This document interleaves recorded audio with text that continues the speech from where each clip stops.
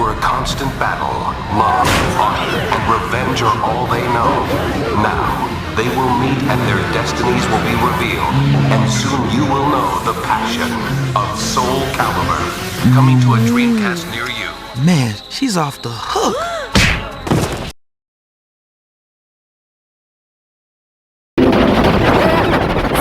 Sonic! Yo, Sonic! Man, stay off the light speed! My bad. Sonic Adventure on SEGA Dreamcast. It's thinking. Ladies and gentlemen, happy birthday to the SEGA Dreamcast, which, as you guys probably already know, the SEGA Dreamcast is one of my favorite video game consoles of all time, and it's honestly not hard to see why, and people to this day still very much appreciate it because it had an excellent library of games. It was also pretty technologically powerful for its time, and above all else, it's just an amazing console to have in your collection. And sadly, this was the final SEGA hardware before it was discontinued 2 years into its release. It originally came out in September 9th of 1999, which was roughly 2 months after I was conceived. And this thing got discontinued in 2001. Fortunately, it was blown out by the PlayStation 2, which is unfortunate because this thing had so much potential and had so many years ahead of it, but it was sadly blown out by competition. But this is where we begin to point out how amazing the Dreamcast is, and I would personally love to make a full-blown retrospective of the SEGA Dreamcast, especially if you guys would like to see it. But for now, I just want to give you like a little introduction into the SEGA Dreamcast, and then, you know, give my thoughts on it, my quick thoughts. But then, like I said, I would definitely love to make a retrospective, a full-blown retrospective, and even show my entire collection, right? So, to begin with, the Dreamcast was definitely one of the first game consoles of the 6th generation to use PC hardware. As you can see, you probably can't even see it, but it does says it's powered by Windows Me. It features a Hitachi SH4 CPU that had 200 megahertz, which was pretty fast for its time, and it also had an NEC Power VR2 GPU, which clocked in at 100 megahertz. It had 8 megabytes of VRAM, and it also had 2 megabytes of audio RAM with a built-in 56K modem, and it also used GD-ROM disc format, which was a more unique CD-ROM disc format, which is what many of these games use. And right here is not my entire Dreamcast collection, but rather just a few games that I personally would love to talk about, because I think these games are some of the best on the Dreamcast, and I highly recommend that you get them. First off, starting off with Crazy Taxi, which was originally a Sega arcade title, which is pretty much a theme for many Sega hardware. A lot of the Sega hardware had like a lot of arcade titles that Sega originally made that was ported onto home consoles, and Crazy Taxi was no doubt one of its most memorable. Crazy Taxi on the Sega Dreamcast is a frantic arcade-style racing game where you play as a taxi driver with a single goal: to earn as much money as possible before the timer runs out. The core loop is simple and addictive. You pick up a customer, a green arrow appears pointing in the general direction of their destination, and you must get them there as quickly as possible. The faster you are, the bigger the tip. You can even earn more money by performing crazy stunts like drifting, near misses with other cars, and catching air. Crazy Taxi was a direct port of the successful 1999 arcade game. The Dreamcast version retained the fast-paced pick-up-and-play feel of the original, while also adding exclusive content like a new map. The game features a large open-world city to drive around in, but the objective is less about exploration and more about racking up a high score. The game ends when the timer hits 0, and your final score is based on the total money you've earned. The game is famous for its licensed soundtrack, which features a high-energy mix of punk rock from bands like The Offspring and Bad Religion. Crazy Taxi is often seen as a prime example of Sega's classic arcade style, characterized by vibrant colors, over-the-top action, and a focus on fun and high scores over realism. The next one we got is Street Fighter 3 Third Strike. This is one of many Capcom fighters that was on the Dreamcast. There were a ton of them. Capcom vs. SNK2, Marvel vs. Capcom, obviously. Of course, Alpha was also on there. There was even a unique version of Super Turbo in Japan. But this one right here was the original home port of Street Fighter 3 Third Strike, which is often considered one of the greatest fighting games of all time. Street Fighter 3 Third Strike on the SEGA Dreamcast is a near-perfect port of one of the most highly regarded and technically deep 2D fighting games ever created. Released in 2000, it brought the critically acclaimed arcade experience to home consoles, and it remains a beloved classic for fighting game enthusiasts. Third Strike is the third and final installment of the Street Fighter 3 series. It's renowned for its highly technical and strategic gameplay, which features the parry system, super arts, and judgment system. The parry system is the game's most iconic mechanic. Instead of blocking an attack, a player can tap forward or down for low attacks just as an attack is about to hit. A successful parry negates all damage, allowing the player to regain their footing instantly and gives them a huge advantage to counterattack. Unlike previous Street Fighter games where the characters had multiple super moves, in Street Fighter 3, each character chooses one of 3 super arts before the match. These are powerful special moves that can turn the tide of a fight. After each match, the game grades players on various factors like offense, defense, and technique, encouraging players to master every aspect of the game. Third Strike expanded the roster of the Street Fighter 3 series, bringing back 5 new characters, most notably fan favorite Chun-Li. The game is a masterclass in 2D sprite animation. The characters are large, incredibly detailed, and boast fluid, beautiful animations. The backgrounds are also a step up from the previous titles with subtle details that bring the stages to life. The soundtrack is also highly praised with a unique blend of jazz, hip-hop, and drum and bass that gives the game a distinct and cool atmosphere.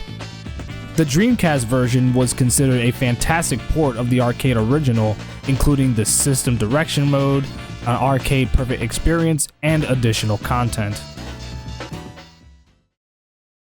Next up is one of my all-time favorite games, Tony Hawk's Pro Skater 2, a game that I played a lot on PS1, but the Dreamcast version is equally just as good.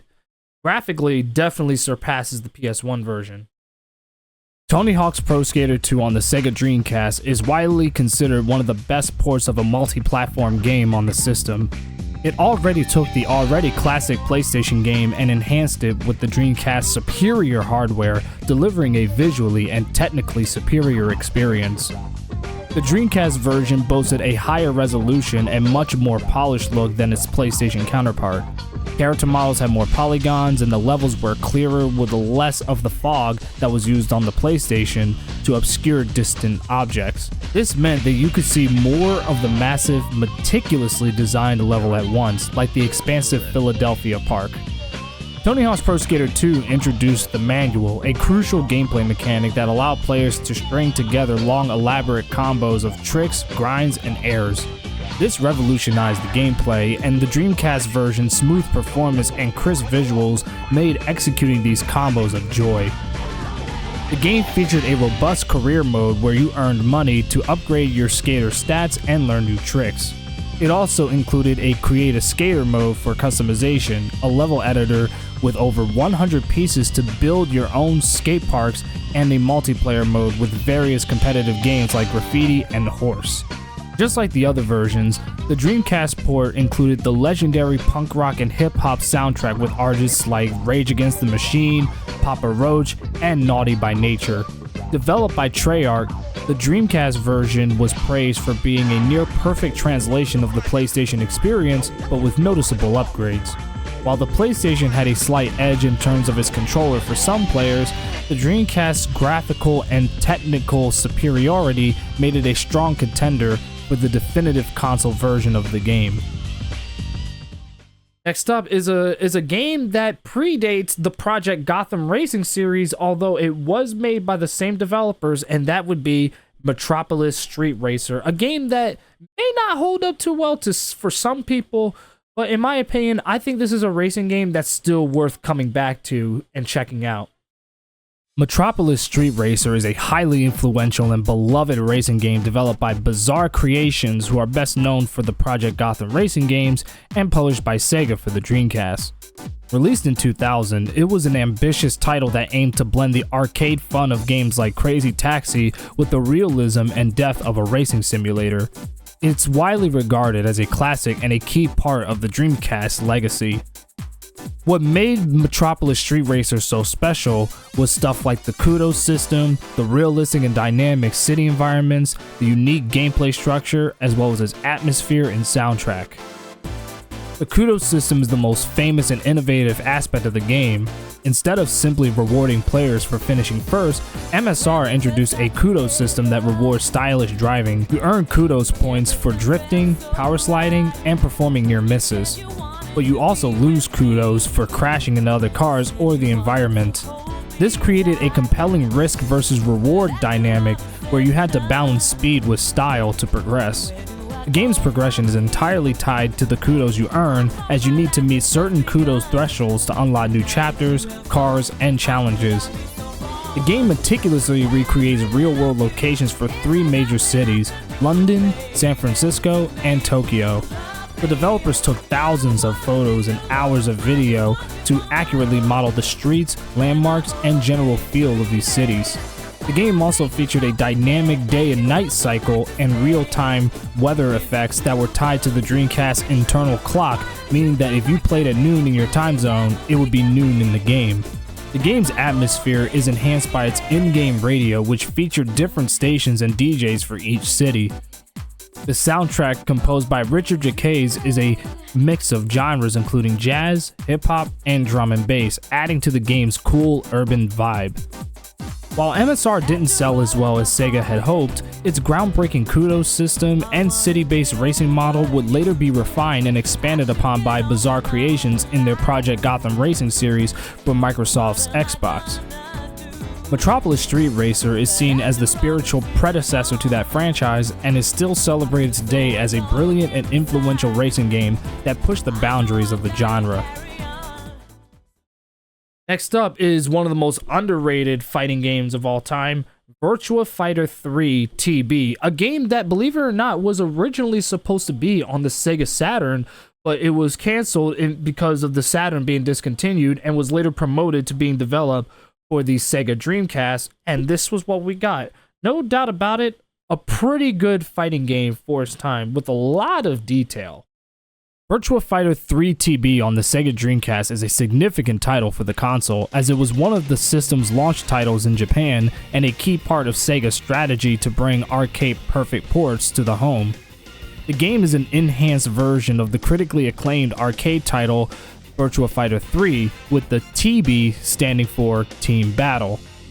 The game was developed by Genki, not Sega's internal team, AM2, and while it was a very good port of the arcade version, it wasn't a perfect 1-by-1 conversion.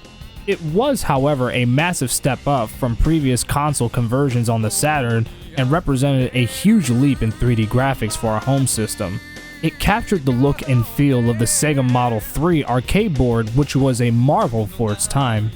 Virtua Fighter 3 was a graphical powerhouse in arcades, and the Dreamcast port showcased this with its high polygon character models and dynamic and uneven terrain. The fighters were incredibly detailed and had fluid animations that were groundbreaking for their time. A key innovation of Virtua Fighter 3 was the introduction of stages with varying elevations, slopes, and stairs. This added a new layer of strategy to the fighting, as a player's positioning and movement were no longer restricted to a flat plane. The TB in the title refers to the new Team Battle mode. This feature was an update to the arcade version and was included in the Dreamcast port.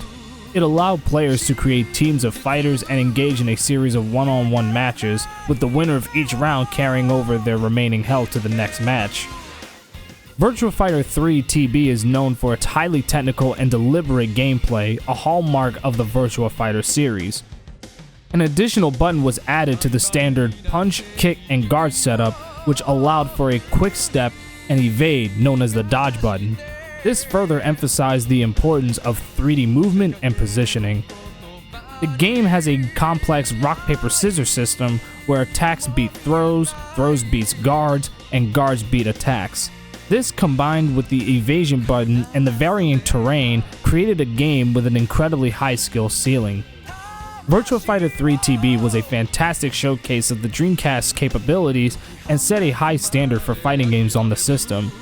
While its complexity made it less accessible to casual players compared to other fighting games of the era, it remains a favorite among hardcore fighting game fans for its deep mechanics and strategic depth. It solidified the Dreamcast's reputation as a home for high-quality arcade conversions and is still considered a classic in the fighting game genre.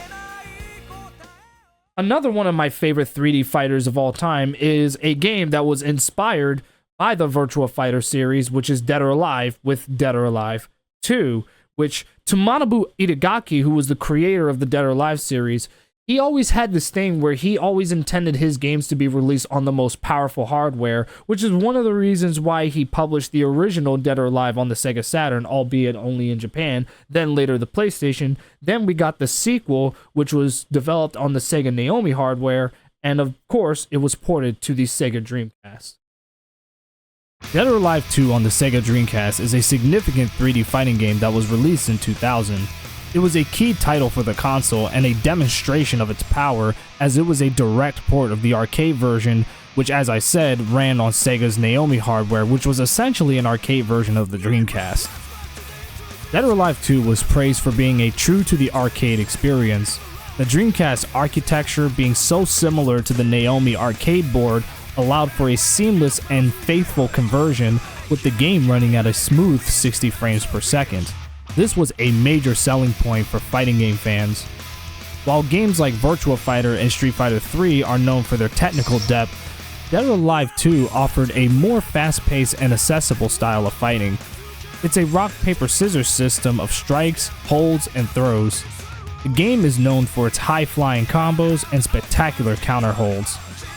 A hallmark of the Dead or Alive series, and more specifically Dead or Alive 2, is the multi-tiered stages. You could knock an opponent off a ledge or through a window, and the fight would seamlessly continue on a lower level. These environments also featured danger zones that inflicted extra damage when a fighter was knocked into them. The character models were highly detailed, the animations were fluid, and the lighting and textures were impressive. The game was famous for its character designs and for pioneering realistic, for the time at least, physics on certain body parts. Dead or Alive 2 was released on both the Dreamcast and the PlayStation 2. While the PS2 version had some exclusive content, the Dreamcast port was generally considered to be graphically superior in terms of image clarity and textures, largely due to the PS2's early hardware challenges and the rushed nature of its version. In short, Dead or Alive 2 is a classic fighting game that showcased the Dreamcast's power and delivered a fast, fun, and visually impressive experience that remains a favorite among fans of the genre. And finally, I saved the best for last. Most of you already know this, especially if you've watched my channel for years already. This is my favorite Sega Dreamcast game of all time, that being Soulcalibur. Easily in my top 3 of my favorite fighting games of all time. This is a game that, and this is a bit of a hot take here, while most people prefer Soulcalibur 2, which objectively had deeper mechanics and the roster, all that stuff, I personally always preferred Soulcalibur on Sega Dreamcast because I think gameplay-wise, this game still holds up just as much as Soulcalibur 2 does and is undoubtedly the best fighting game on the Dreamcast. I could go on all day talking about this fucking game. Soulcalibur on the Sega Dreamcast is not just a game, it's a legendary title and a true killer app that demonstrated the power and potential of Sega's console. Released as a launch title in Japan in 1999, it was a major factor in the Dreamcast's early success and is still regarded as one of the greatest fighting games of all time. This is perhaps the most famous thing about the Dreamcast version of Soulcalibur, the fact that it's considered better than the arcade. While the arcade game was a graphical marvel for its time, running on Namco's System 12 hardware, which was based on PlayStation's architecture, the Dreamcast version was a massive upgrade. The developers at Namco effectively redid the entire game, boasting polygon counts, increasing texture quality, and adding higher resolution assets. The result was a game that looked significantly better than its arcade counterpart, which was a huge deal for home console gaming at the time. Soulcalibur was a graphical showcase for the Dreamcast. The character models were highly detailed, the animations were fluid and lifelike, and the lighting and reflection effects were spectacular. The game ran at a rock-solid 60 frames per second, which was a remarkable achievement for a 3D fighting game of that era. The game was built upon its predecessor, Soul Blade, also known as Soul Edge, with key innovations like the 8-way run system. This mechanic gave players true 3D movement, allowing them to freely move in any direction around the arena. This added a new layer of strategy to the game, as players had to consider not just their opponent's attacks, but also their own positioning. Unlike many other 3D fighters of the era, every character in Soulcalibur used a unique weapon. This made each character feel distinct and created a more dynamic and visually exciting style of combat. Soulcalibur was easy for newcomers to pick up and enjoy with its intuitive controls and flashy moves. At the same time, it offered immense depth for hardcore players to master with a complex system of attack types, guard impacts, and combos. And to this day, I think it's one of those fighting games where if you've never played it before, this is a perfect place to start, as the game is very easy to pick up. The Dreamcast version went far beyond a simple arcade to console port. It included a wealth of single-player content that was unheard of in fighting games at the time, most notably the mission battle mode. Soulcalibur on the Dreamcast is not just a great fighting game, it's a piece of gaming history. It helped cement the Dreamcast's reputation as the console for high-quality arcade experiences and showed the world what was possible with 3D graphics on a home system.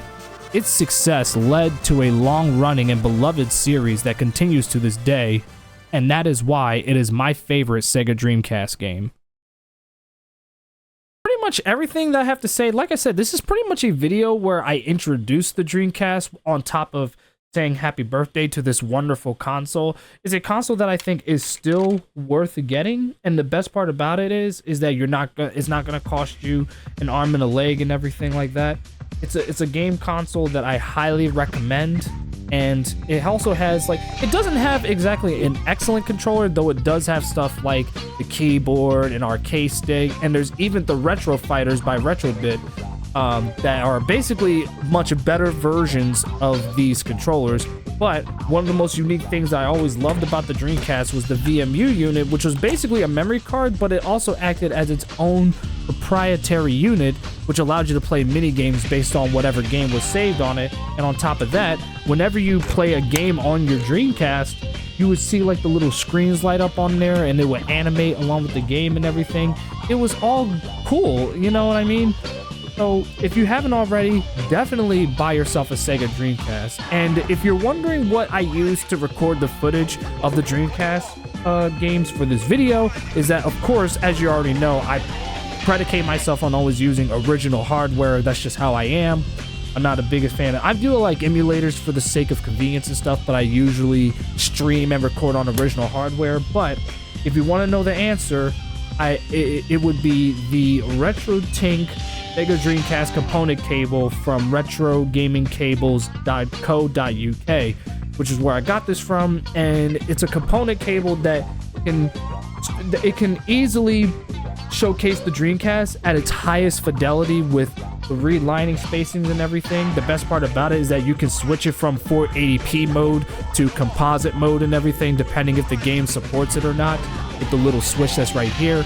And of course, I use the RetroTink 5X, which is a device that I highly recommend you get if you want to, record your consoles or stream them at the highest quality and everything. But that's what I was using for this video, and of course, it's going to be the standard for how I make these videos in the future. Of course, I've always done it, but it's definitely the standard, especially since I just recently got them. But anyway, If you enjoyed this video, be sure to leave a like, and if you really do want to see an entire retrospective where I talk about the Dreamcast and showcase my entire collection, then please let me know. And I will see you guys in the next video.